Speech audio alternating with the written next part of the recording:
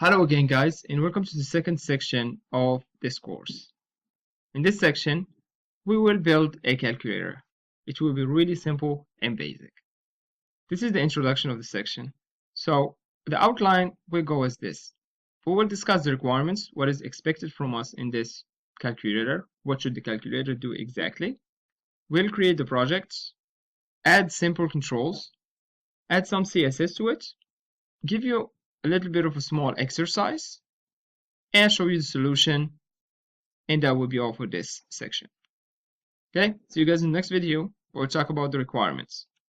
As you know, in software, requirements are very important. So what do we want to create exactly?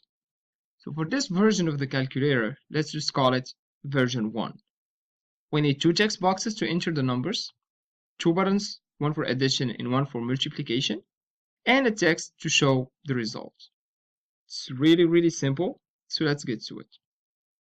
So we'll come here again, click on File, New Project, JavaFX, JavaFX FXML application, click on Next, let's call it Calculator version 1.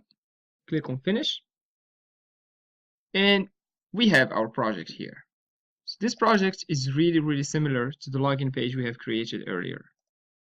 It also has a calculator.java, which is our main file, the FXML documents, which will contain our views, and this is the FXML document controller, where we will do our addition, multiplication, and also showing the results.